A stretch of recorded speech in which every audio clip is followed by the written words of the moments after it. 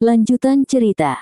Hari-hari setelah pertemuan spiritual itu, Sabil merasakan perubahan besar dalam dirinya.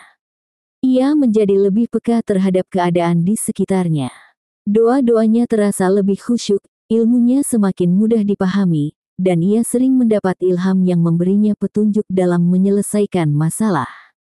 Kiai di pesantren memperhatikan perubahan ini dan berkata, "Sabil, Allah sedang mempersiapkanmu untuk sesuatu yang besar. Jangan pernah berhenti belajar dan membantu sesama."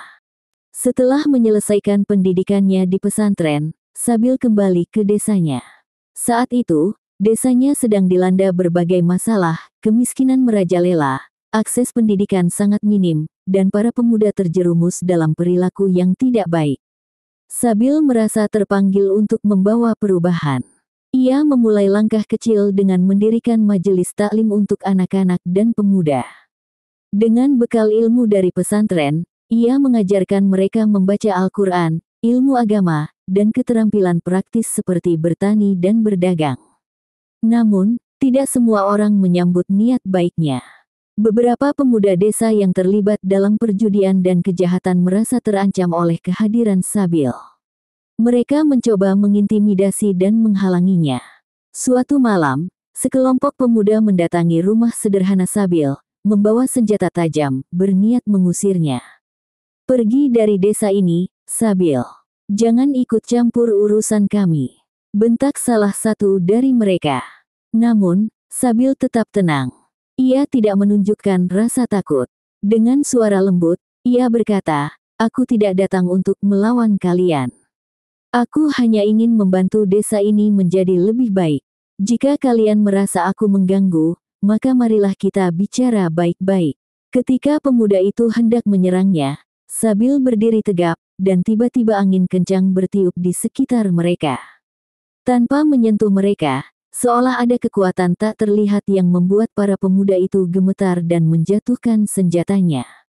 Sabil hanya memandang mereka dengan tatapan penuh kasih. "Jangan takut," katanya. "Aku tidak akan menyakitimu. Aku hanya ingin kalian pulang, merenungkan hidup kalian, dan kembali ke jalan yang benar."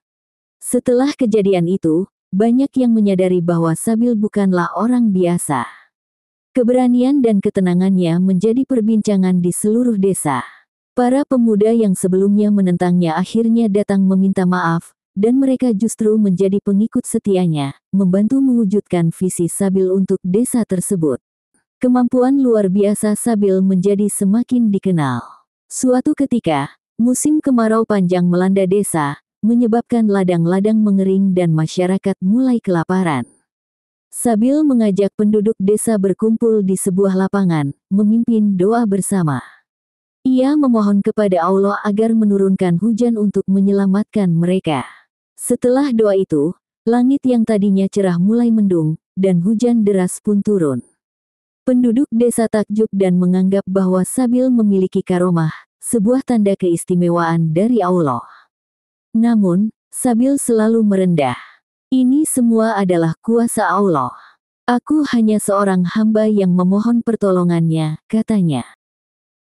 Lambat laun, pengaruh Sabil tidak hanya dirasakan di desanya, tetapi juga di desa-desa sekitarnya. Ia dikenal sebagai pemuda bijaksana yang selalu mengutamakan kepentingan umat di atas segalanya. Berbagai masalah masyarakat, seperti konflik tanah, perselisihan keluarga, hingga persoalan ekonomi, seringkali diselesaikan dengan petuah-petuahnya yang adil dan penuh kasih. Kesaktian yang dimilikinya bukan untuk menakut-nakut. Suatu kali, seorang dukun jahat datang ke desanya, menggunakan ilmu hitam untuk menipu dan merugikan penduduk. Sabil menghadapi dukun itu dengan doa dan zikir, hingga ilmu hitamnya terpatahkan. Sang dukun akhirnya bertaubat dan menjadi salah satu murid Sabil. Karena budi baik, kecerdasan, dan keteguhannya, masyarakat meminta Sabil untuk menjadi pemimpin desa. Meskipun awalnya ia ragu, ia menerima amanah itu dengan ikhlas, berharap dapat membawa perubahan yang lebih besar. Di bawah kepemimpinannya, desa itu berubah menjadi pusat ilmu dan kebajikan. Sabil membangun pesantren baru yang lebih besar, membuka lahan pertanian yang dikelola bersama, dan mendirikan pasar desa untuk meningkatkan perekonomian. Nama Sabil terus dikenal hingga ke kota-kota besar. Banyak tokoh masyarakat dan pemimpin lain datang untuk meminta nasihatnya. Namun, Sabil tetap rendah hati.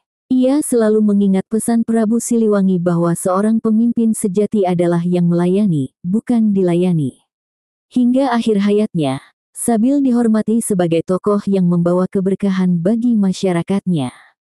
Bahkan setelah ia wafat, ajarannya terus hidup melalui murid-muridnya.